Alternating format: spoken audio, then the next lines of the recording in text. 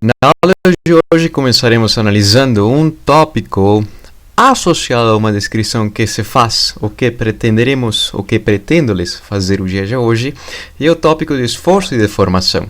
Principalmente quando se diz esforço, está associado com a palavra força, mas nesse caso é deformar os formatos, deformar os objetos. Nessa situação poderia ter-se uma tensão para esticá-lo, uma compressão para deixá-lo muito mais de um tamanho menor, uma torção para tentar enrolá-lo, ou um cisalhamento para tentar quebrá-lo, ou simplesmente uma flexão para tentar dobrá-lo.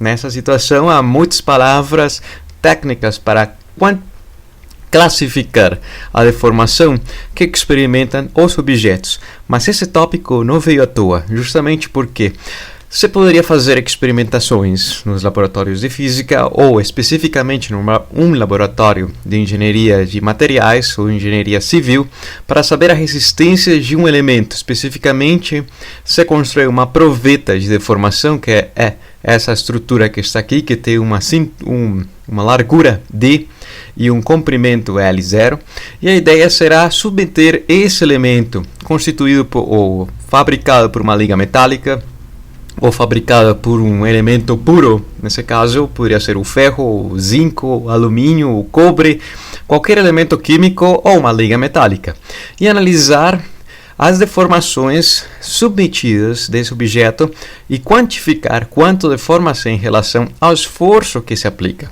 Nessa situação, tem-se esse objeto, uma proveta, e tenta-se tensionar, aplicando forças nas suas extremidades, e observa-se experimentalmente e mensura-se que inicialmente haverá uma deformação, nesse gráfico representada pela letra epsilon minúscula, e o esforço pelo sigma, na letra minúscula, no alfabeto grego sigma minúscula, para representar o esforço, a deformação e o esforço, mostrando inicialmente um comportamento diretamente proporcional entre o esforço com a deformação, ou a deformação com a quantidade, a intensidade do esforço aplicado.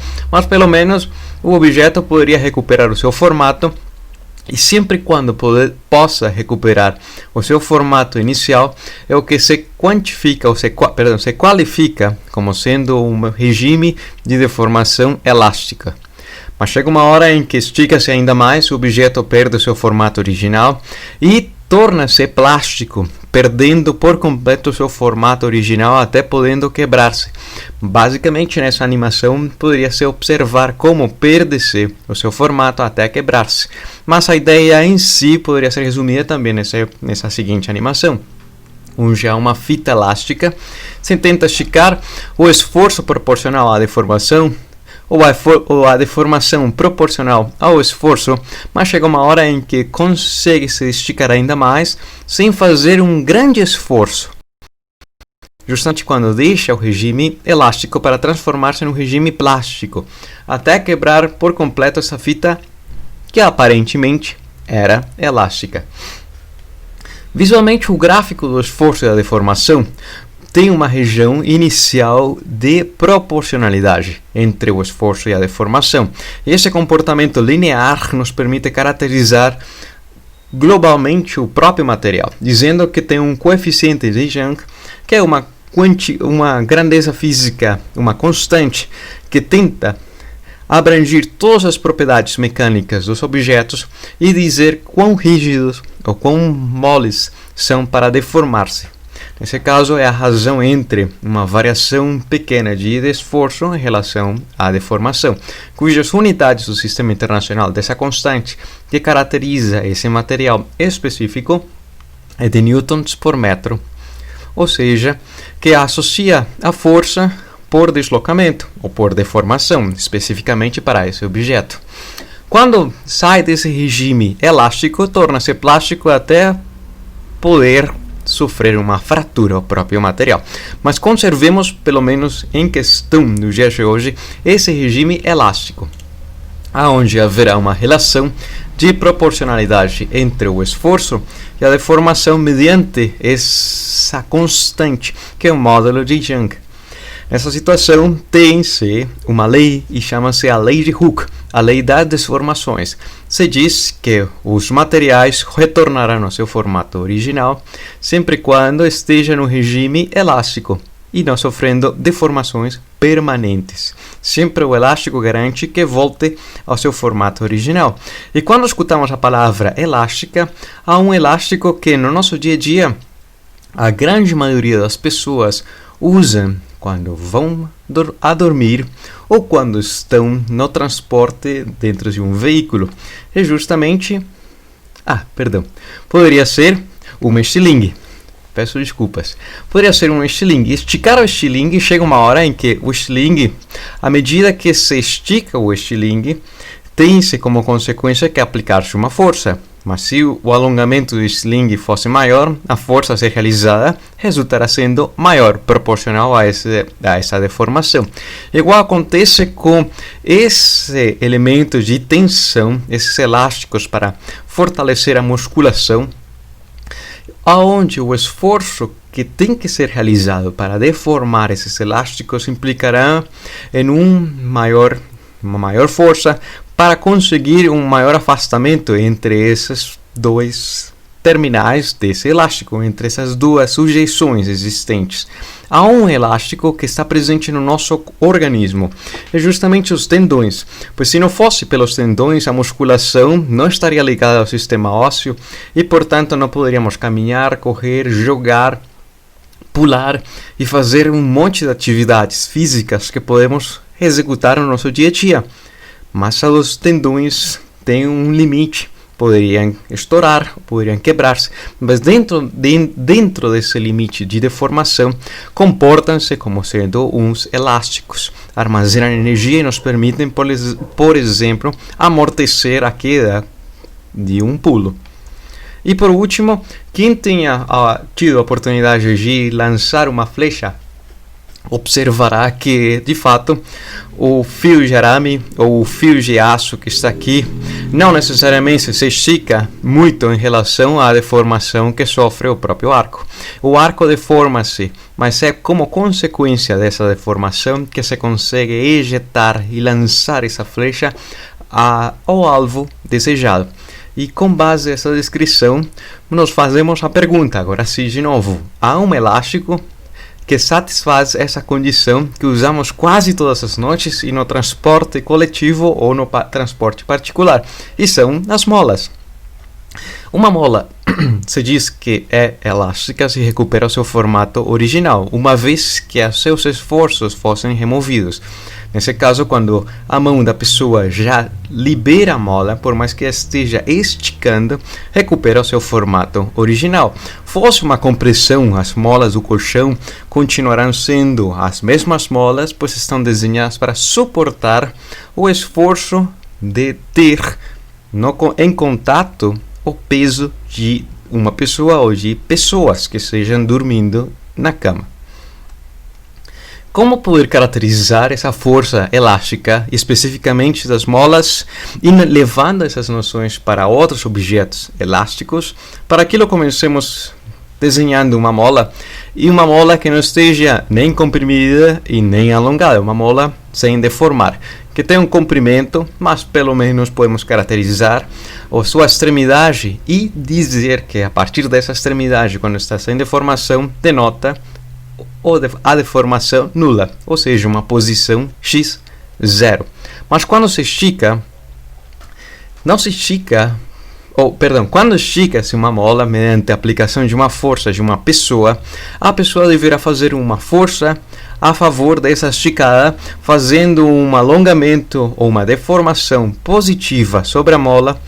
Como consequência, as espiras que constituem a mola estarão mais espaçadas entre si, mas a mola reage, criando uma força com a mesma intensidade, só que com o sentido contrário a essa força aplicada pela pessoa. E a ideia dos dias de hoje será descrever essa força elástica da mola. Como poder quantificá-la, e como poder também descrevê-la, seria qualificá-la.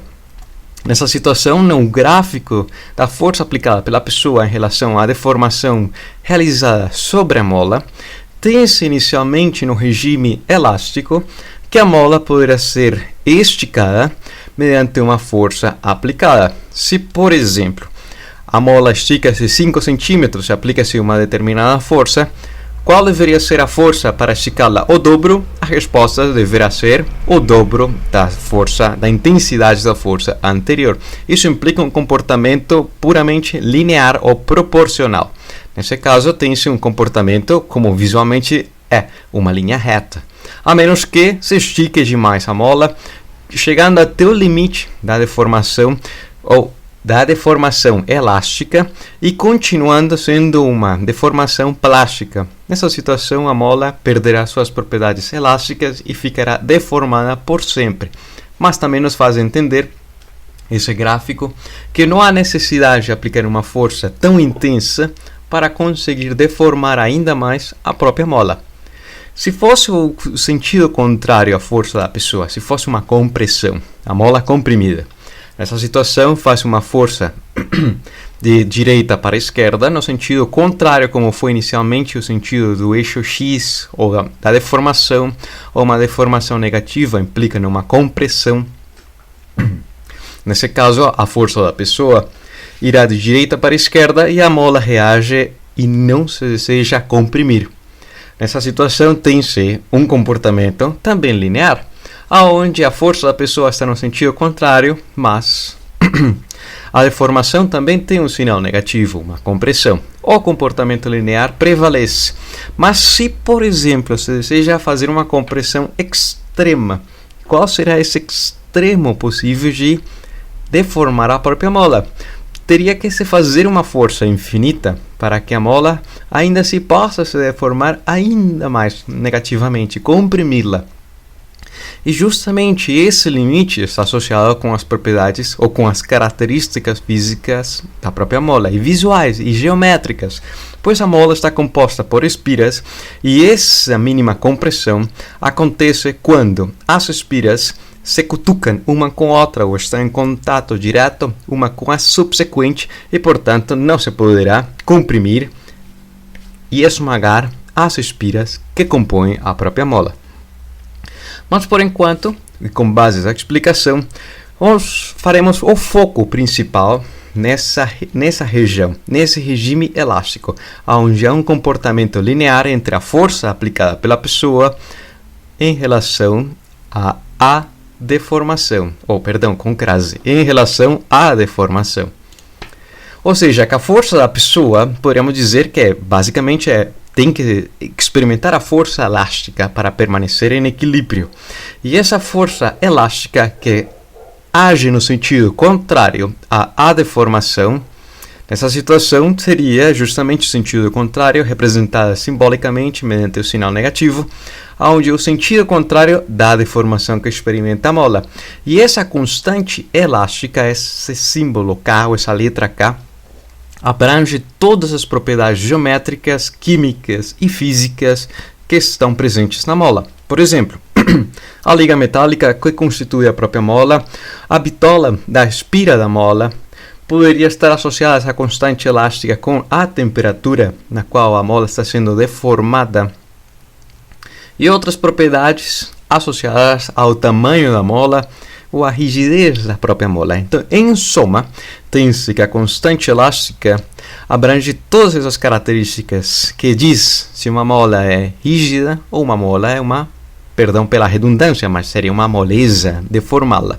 Então, quanto maior seja essa constante elástica, implicaria que maior será a força a ser aplicada para obter uma determinada deformação. Por exemplo, imaginemos que existem duas molas, uma mola das lapiseiras e uma mola de um veículo. As molas do veículo são bem grossas, bem pesadas, bem massivas, de um material bastante resistente em relação às molas que estão presentes nas lapiseiras. Portanto, quanto mais rígida, essa constante que tem unidades de newtons por metro, por comprimento, será maior. E essa expressão nos mostra a alusão à própria lei de Hooke, a lei do esforço e da deformação no regime elástico. E não necessariamente é uma mola, poderia ser outro elemento que satisfaça essas mesmas condições de esforço e de formação, mas que esse objeto seja caracterizado por uma constante, e essa constante denota a rigidez e quão difícil será deformar o objeto. Ou seja, que a força da pessoa a ser realizada é uma força positiva a favor da deformação, uma força negativa se fosse uma compressão, que graficamente seria a força da pessoa, uma força que aumenta proporcional a essa constante da rigidez da própria mola. Quanto mais rígida seja a mola, quanto maior seja o valor da constante, mais íngreme será esse gráfico, mas fisicamente a interpretação é mais esforço haverá que fazer sobre a mola para deformá-la. E a pergunta principal: qual será o trabalho realizado pela força elástica nessa situação específica? Supondo que inicialmente há uma mola sendo deformada como consequência dessa massa que está nessa posição, e essa deformação denotada por esse vetor que tem o módulo x1, esse eixo x de cima para baixo, mas é uma deformação positiva, pois a distância entre as piras que compõem a mola aumentou, mas a força elástica é bem intensa em relação à posição final, uma deformação menor. A força no sentido contrário a essa deformação, apontando de baixo para cima, o que em palavras se diz no sentido contrário à deformação. Sendo a força elástica da mola em relação a essas duas posições, na posição inicial rotulada por esse supraíndice I de inicial, será equivalente à constante elástica vezes a deformação no sentido contrário da deformação. Deformou-se para baixo e a força é para cima, no sentido contrário, tentando recuperar o seu formato original, o seu comprimento de relaxação, o seu comprimento natural. E a força elástica na posição final, expressada mediante essa constante elástica, também com sinal negativo, de baixo para cima, o que simboliza, e a posição final, considerando que a posição inicial é maior que a posição final. E a pergunta: como poder determinar o trabalho de uma força elástica se a força elástica age para deslocar essa massa de determinado valor, mas que apresenta um deslocamento entre a posição final em relação à inicial, e considerando que a intensidade da força elástica não é uma constante, depende da posição. Ou seja, não podemos aplicar as mesmas noções anteriores para dizer que o trabalho realizado por uma força constante aplica-se justamente, identicamente, à noção de uma força elástica e, nesse caso, uma força variada, que depende da posição, a sua intensidade. Para aquilo, vamos fazer um pouco de artimanha matemática, que é basicamente pensar que essa deformação ou essa mudança de posições entre essas duas deformações iniciais e finais, esse deslocamento, esse delta de x, é muito pequeno, é um deslocamento diminuto, ínfimo, pequeníssimo.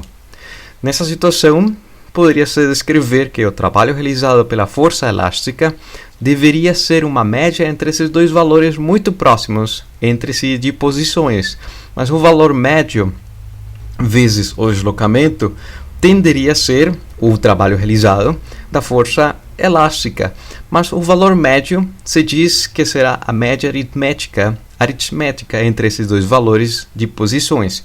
E uma média aritmética é basicamente a força na posição inicial mais a força na posição final dividido por 2. Isso é uma média aritmética. Dois elementos que contribuem, somam-se, dividem-se por 2, vezes o deslocamento, muito pequeno, mas ainda assim mensurável. E antes de fazer qualquer passagem algébrica, poderíamos pensar em simplificar essa expressão e, de fato, simplificar-nos a vida, facilitando-nas. Nesse caso, poderíamos ter o número 2, que está dividindo todo o fracionário. Esse denominador é comum para esses dois elementos que compõem as forças, tem um sinal negativo e a constante elástica. Portanto, poderíamos deixá-lo o elemento comum em evidência, implicando que seja o sinal negativo o meio da constante elástica, e dentro desses parênteses gigantes, somente resultará a soma das duas posições. Mas como a soma é comutativa, tanto faz, não tem problema algum em escrever a soma da posição final mais a posição inicial. Invertendo a ordem, o resultado continuará sendo o mesmo, vezes o deslocamento. E nessa situação, a seguir, haverá que aplicar a propriedade distributiva da multiplicação, tendo em mente que os parênteses fazem alusão a uma multiplicação nessa parte. E esse primeiro elemento multiplicará toda a deformação, esse segundo elemento multiplicará toda o deslocamento. Mas fazendo a passagem algébrica, peço-lhes que façam uma pausa no vídeo e reparem quais elementos e observarão que especificamente os termos cruzados desaparecerão e, em consequência, obterão justamente que o trabalho realizado pela força elástica será com o sinal negativo em evidência a uns termos que dependerão das posições iniciais e finais à segunda potência. Mas nesse caso é uma equivalência física e o elemento da esquerda é o trabalho realizado por uma força que tem unidades de energia, joules de energia. Nessa situação, para ser uma equivalência física, o elemento da direita também implicaria em uma energia. Mas que classe de energia seria essa que está sendo representada por esses dois termos que estão associados a posições diferentes, posição final, posição inicial ao quadrado, com a rigidez da própria mola? A resposta é um termo de energia associado ao alongamento da mola, à deformação que a mola apresenta em cada uma das respectivas posições. E esse termo se conhece como sendo energia potencial elástica. E entende-se energia potencial, a palavra potencial, como uma energia armazenada pela própria mola, que poderia ser liberada para fazer qualquer trabalho.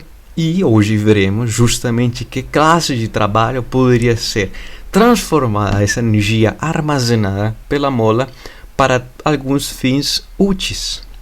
Então, esse elemento de energia potencial elástica, de caráter geral, expressa-se como sendo o meio da constante elástica vezes a deformação que apresenta a mola em relação ao seu comprimento natural. Uma mola relaxada deverá ter algum comprimento natural. Poderia ser uma deformação positiva ou uma deformação negativa, uma esticada ou uma compressão.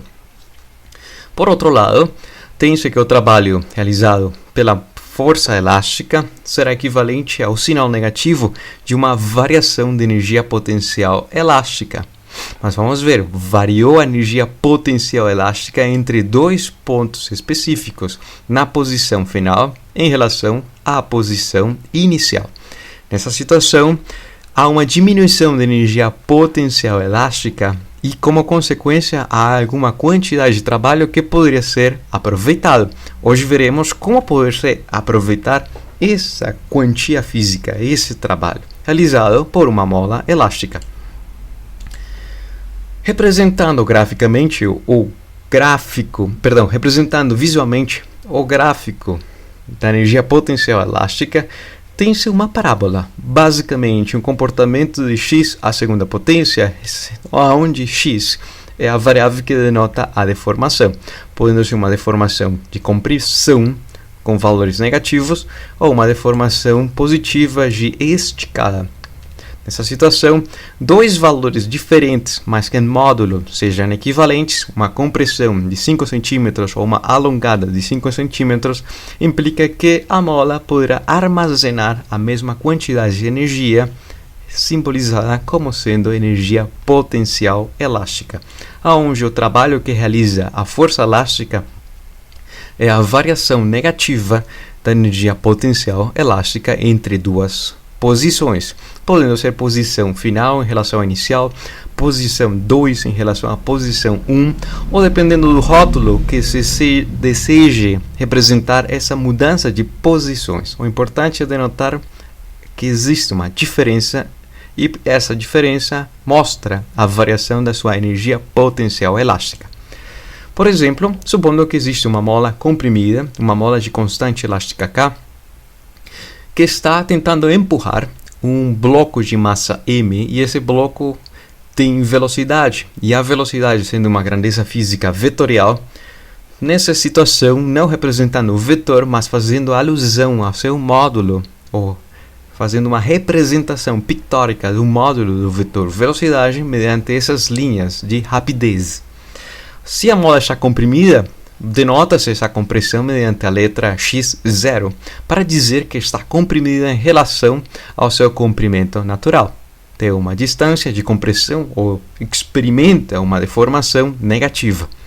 A mola tenta se descomprimir, mas para aquilo empurra aquele bloco de massa m. O bloco ganha velocidade, é algo que nossa intuição nos diz, e nessa situação a sua distância ou sua deformação é menor, mas a velocidade do bloco aumentou, e poderia ser maior a rapidez do próprio bloco. O módulo do vetor velocidade poderia aumentar se a mola empurra por completo o bloco, ganhando uma velocidade maior e descomprimindo-se e liberando-se desse objeto ao empurrá-lo, e recuperando o seu formato natural, ou o seu comprimento natural. Como determinar a velocidade V1 e V2? Sem usar a dinâmica e sem usar a cinemática. Pois justamente, se aplicássemos a dinâmica, a força não é uma constante. A força dependerá justamente da deformação. Seria muito complicado e resultaria em cálculos dificilíssimos em resolvê-los para obter o valor da velocidade, da rapidez desse objeto nessa configuração e nessa configuração final. Mas para aquilo usemos um fato específico que esteja associado a essa descrição física: o trabalho realizado pela mola elástica. Nessa situação, o trabalho realizado pela mola está associado com a variação negativa da sua energia potencial elástica entre duas configurações diferentes. Poderia ser a configuração 1 em relação à configuração 0, ou a configuração 2 em relação à configuração 0 inicial. Nesse caso, o trabalho total realizado pela única força que cria o movimento é a força elástica, desprezando qualquer atrito, qualquer fricção existente entre as superfícies, e sabendo que a força normal e a força-peso se aniquilam entre si, só existe uma força que está a favor de criar um movimento, a força elástica. Nesse caso, o trabalho total a favor desse movimento é o trabalho realizado pela força elástica, associado com a mudança de energia potencial na configuração final em relação à configuração inicial. E segundo o teorema do trabalho da energia cinética, e lembremos que esse teorema nos permite associar a mudança de energia cinética de um objeto, sabendo que a sua energia cinética está associada com a velocidade e a massa desse objeto, com a quantidade de trabalho realizado sobre o objeto. Nessa situação, o trabalho realizado sobre o objeto é justamente o trabalho da força elástica ao se descomprimir. E nessa situação, trocando ou reorganizando especificamente os termos que estejam as condições iniciais à esquerda e as condições finais à direita, onde esses termos estão associados com a energia cinética do bloco de massa m, mais a energia potencial elástica da mola comprimida, caracterizada por essa constante K, que denota sua rigidez, e à direita a energia cinética final, mais a energia potencial elástica na configuração final. Nessa situação, observa-se que é uma equivalência. Toda a soma dessas duas manifestações, a energia inicial, será equivalente à soma completa dessas duas manifestações de energia na situação final. E aquilo mostra uma equivalência onde a energia mecânica nessa situação total na configuração inicial será equivalente à energia mecânica total associada à configuração final. E é o que se conhece como a lei da conservação da energia, que tínhamos visto na aula anterior, mas aplicada justamente para um sistema isolado, supondo que não existe interação com outros objetos, não tem radiação eletromagnética, não tem força de atrito, e só existe o bloco que está sendo empurrado por essa mola de constante elástica K, que descreve o movimento, ou que nos permite descrever o movimento, e, portanto, essa energia associada ao movimento e à compressão são manifestações da energia mecânica total, podendo ser expressa como cinética mais potencial na configuração inicial e na configuração final. E com base nessa equivalência, podemos calcular justamente a velocidade final, pois a energia cinética inicial, associada com a massa velocidade ao quadrado, a energia potencial elástica inicial, associada com a rigidez da própria mola, a constante elástica vezes a sua deformação ao quadrado, equivalente à energia cinética final e a energia potencial elástica final. Nessa situação, visivelmente poderíamos simplificar o fator o meio, sairia da expressão, mas ainda assim vamos ver o que seria o termo quando isola-se a energia cinética final. Simplificando o termo o meio e observando que a velocidade, isolando justamente a velocidade final será proporcional à velocidade inicial. Sim, tem um acréscimo de velocidade, mas esse acréscimo também está associado com a velocidade inicial. Mas há outra classe de contribuição, uma contribuição que dependerá da rigidez da própria mola, que dependerá ou será inversamente proporcional à massa a ser empurrada e dependerá da deformação ou da mudança entre as duas posições da mola na configuração final, a configuração inicial em relação à configuração final. Para me fazer entender, vamos ver se pomos em prática essa expressão.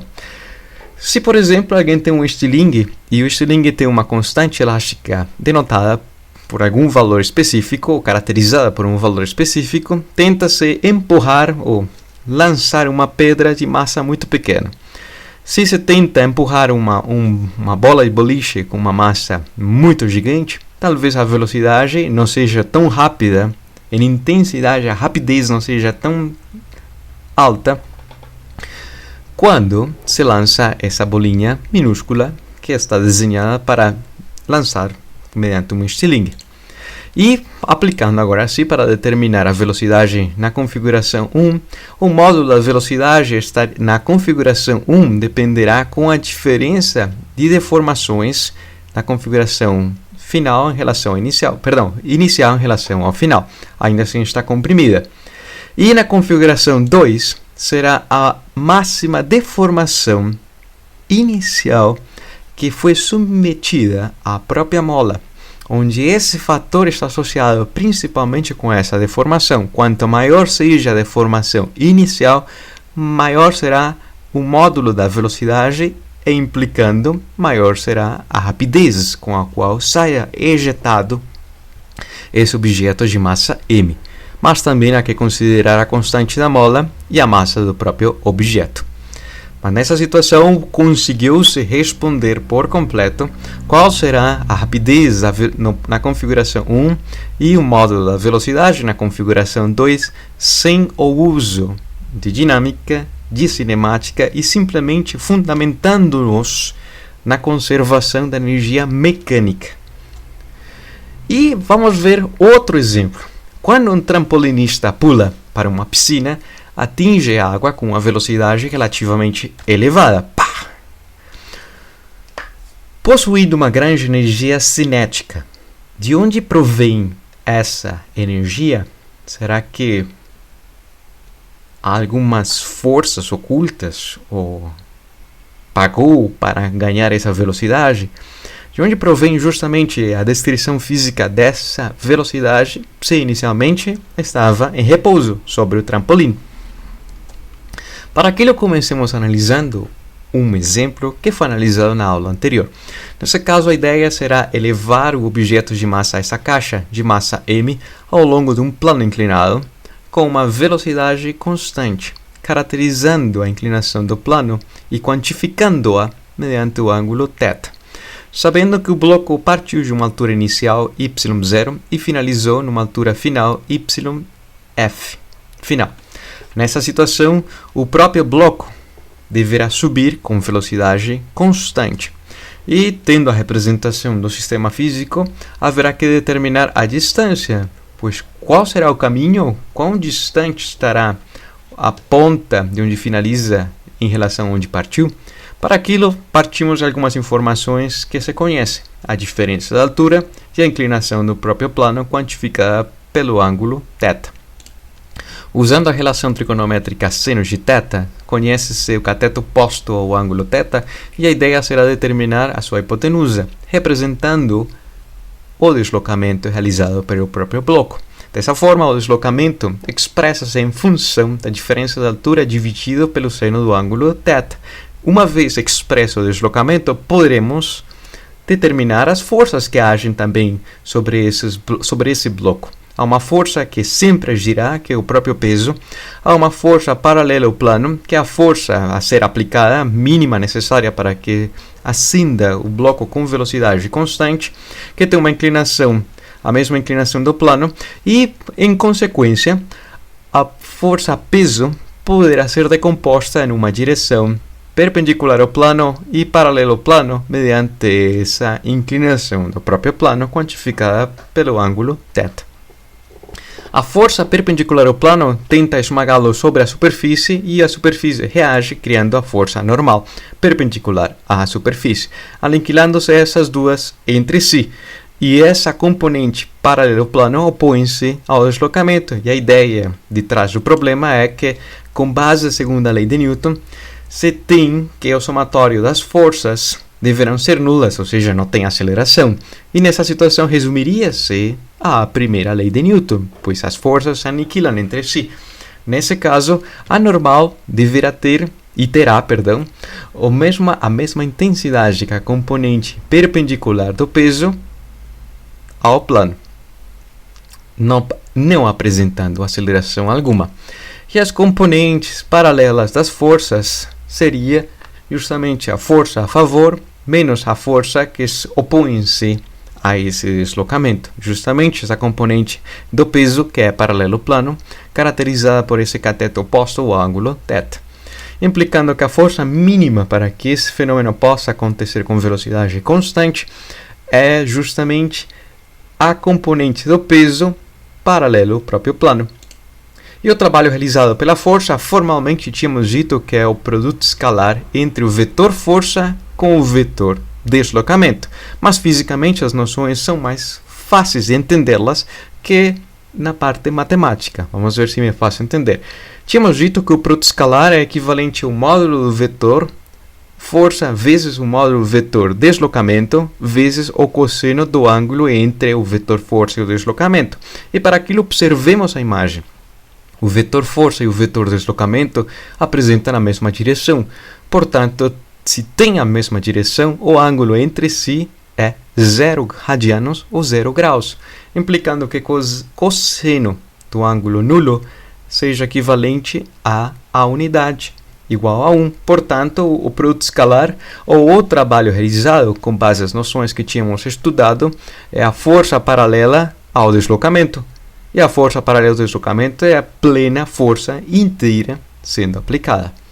Nesse caso, a força e o deslocamento, que já foi expresso anteriormente, multiplicando-se entre si, nos permitirá simplificar a inclinação do plano. E, portanto, o trabalho realizado para levá-la será independente da inclinação do plano, uma vez que se simplifique o seno do ângulo θ. Não tem importância a inclinação do plano. O importante é que o trabalho realizado dependerá da mudança da posição na altura. Mas esses dois termos que estão associados com as alturas finais, altura final e altura inicial, esses termos que multiplicam o peso do próprio objeto deverão possuir unidades de energia, pois o trabalho é energia, expressa-se em joules de energia. Ou seja, que esses elementos, esses termos especificamente associados à configuração final e à configuração inicial, implica que essa energia associada a essa altura seja a energia potencial gravitacional. Ou seja, o objeto, por estar em uma determinada posição de altura, já tem uma energia armazenada que poderá executar alguma classe de trabalho. Isso explica porque o trampolinista quando joga-se, a sua velocidade inicial é nula, mas ganha velocidade porque o peso realiza o trabalho de acelerá-lo, justamente até fazer o clavado por completo. Vamos ver se me é fácil entender nessa descrição quando analisemos o trabalho realizado pelo peso. Nessa situação, o peso tem uma componente na direção contrária ao deslocamento. Nesse caso, o peso está se opondo ao deslocamento. E quando se diz opondo em física, significa no sentido contrário, ou seja, o sinal negativo. O trabalho realizado pela força gravitacional, o peso, e expresso mediante o produto escalar com o deslocamento, diríamos que é no sentido contrário a esse deslocamento, essa componente paralela ao deslocamento ou antiparalela ao deslocamento.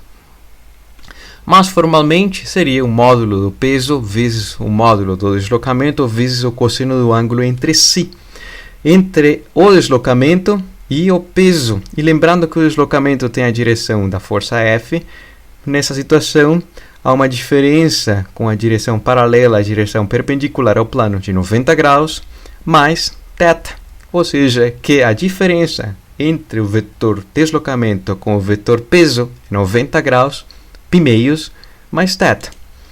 Substituindo os valores, o deslocamento já tinha se obtido anteriormente, e se alguém deseja saber como se expressa o cosseno da soma entre ângulos, há um documento que eles tinham compartilhado de trigonometria, onde mostra-se que a soma entre o cosseno da soma entre ângulos é equivalente ao cosseno do primeiro ângulo vezes o cosseno do segundo, menos o seno do primeiro vezes o seno do segundo, simplesmente aplicando o resultado, obtendo que cosseno de 90 graus é nulo, esse elemento completo desaparece, e seno de 90 graus é a unidade, implicando que saia o sinal negativo, e é a noção que tínhamos anteriormente.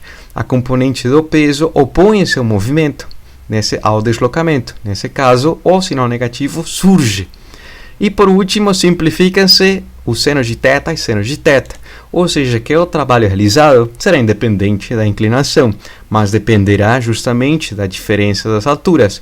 Ou, nessa situação, podemos observar que o trabalho realizado pela força peso é muito similar em módulo, é idêntico em módulo ao trabalho realizado pela força F, no caso anterior.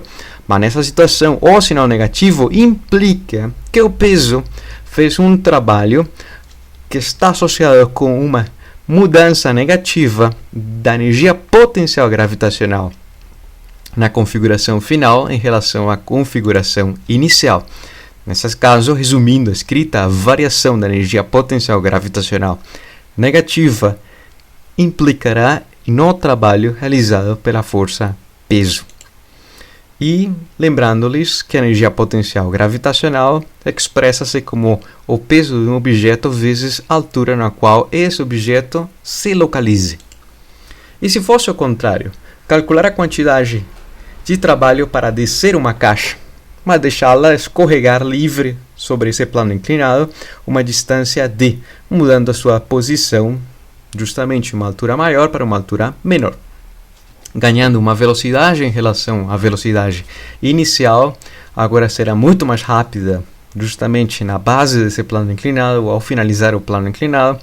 Como determinar essa velocidade final? Para aquilo, primeiro calculemos a distância. Igual que o caso anterior, conhece-se a diferença da altura.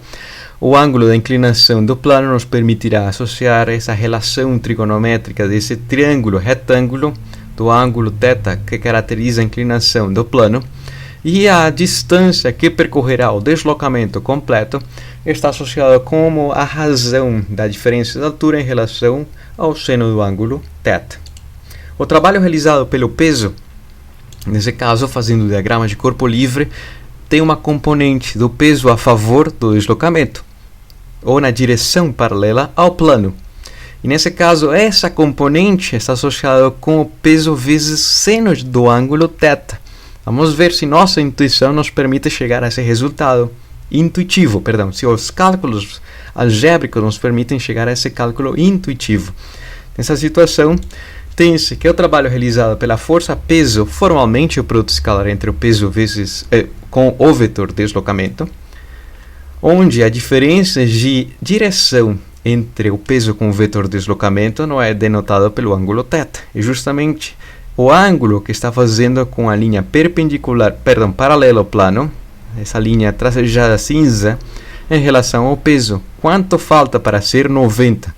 Pois 90 é com a linha perpendicular. Faltará 90 menos θ. 90 menos θ.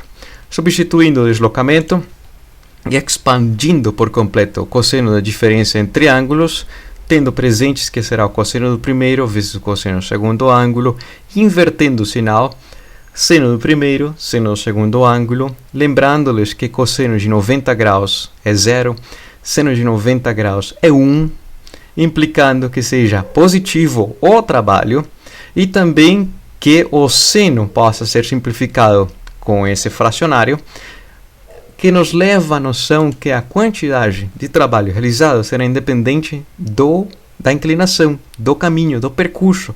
O importante é dizer que a quantidade de trabalho realizado pela força, peso, a interação gravitacional só dependerá da diferença das posições, independente do caminho realizado, independente de ser um plano inclinado, de ser uma curva, de ser umas oscilações, mas pelo menos que denote a diferença das posições na vertical, a essa energia potencial gravitacional final em relação à energia potencial gravitacional inicial.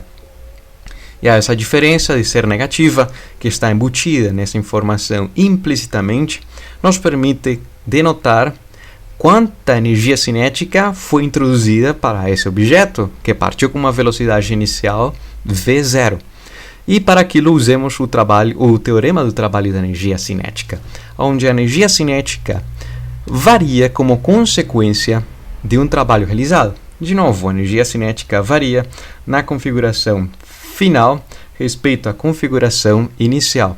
Final tem uma velocidade maior e inicial uma velocidade menor como consequência do trabalho realizado pela força gravitacional, do peso, que está associado com a diferença das posições verticais.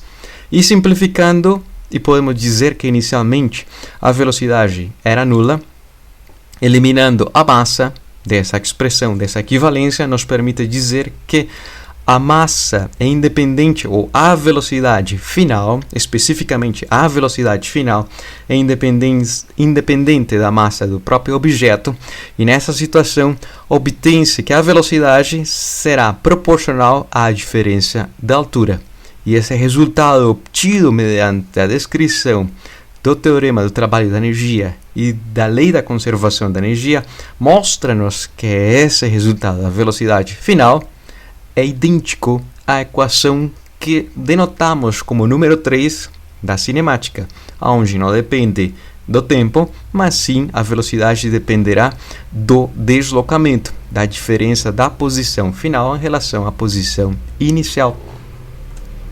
Em retrospectiva, tínhamos dito que o trabalho realizado por uma força formalmente é o produto escalar entre o vetor força com o vetor deslocamento, mas por fins práticos, simples e de uma análise mais intuitiva, você poderá dizer que o trabalho realizado pela força F é a componente paralela da força em relação ao deslocamento, que no final das contas resulta ser o módulo da força vezes o módulo do vetor deslocamento vezes o cosseno do ângulo entre ambos vetores. Também tínhamos mostrado o teorema do trabalho da energia cinética, onde um objeto de massa m muda sua velocidade como consequência de um trabalho realizado sobre esse objeto, podendo ser feito por algo ou por alguém. Nesse caso, uma pessoa soando a sua camiseta, empurrando um objeto, ou uma máquina queimando combustível para que esse objeto agora se desloque com uma velocidade maior. Isso quantifica a energia gasta para que exista esse acréscimo de velocidade. Aonde essa energia de acréscimo de velocidade quantificada como sendo energia associada à velocidade, energia cinética. O trabalho realizado por uma força elástica se representa justamente como a variação da energia potencial elástica entre duas configurações, na configuração de um alongamento ou uma deformação final em relação um alongamento ou deformação inicial. E o trabalho realizado pela força a peso, denotado por a mudança de variação de altura, ou pela mudança de altura independente do caminho, mas o importante é a mudança de altura que esse objeto de peso realize, está associado com a variação da energia potencial gravitacional na configuração final, menos a configuração inicial. Esse sinal negativo da energia do trabalho realizado pela força elástica e o trabalho realizado pela força gravitacional faz alusão que a energia potencial diminui, mas esse trabalho poderá ser convertido e transformado em movimento. E para aquilo existe o princípio da conservação da energia mecânica, que é uma parte incluída ou uma consequência da lei da conservação da energia. Nessa situação, somente energias de caráter mecânica que fazem alusão a movimento. Por exemplo, a energia cinética, a energia potencial elástica e a energia potencial gravitacional. A soma das três para qualquer sistema mecânico, uma descrição da disciplina e não de outra classe de interações existentes, a soma dessas três manifestações da energia será constante na configuração inicial e manter-se a constante na configuração final. O importante é observar que distribui-se entre essas três. Mas o importante é, e também vale a pena ressaltar, que a soma resulta ser sempre a mesma e uma simetria temporal. Antes tinha a mesma informação que agora e depois terá a mesma informação. Nesse caso, a informação é a energia mecânica total. Vamos pensar nessa pessoa, faz um pulo, acelera, pula e... Na verdade, foi um atleta muito reconhecido. Já morreu. Era um atleta muito reconhecido. Foi um atleta. O desafio, por um ponto, quem deseja se desafiar. O desafio de o salto da distância realizado por Jesse Owens nas Olimpíadas em Berlim no ano de 1936. Observou-se que os centros de massa do seu corpo, ou seja, essa posição média, mais ou menos na altura do seu umbigo, o centro de massa do seu corpo elevou-se 1 metro com 10 centímetros em relação à superfície da pista.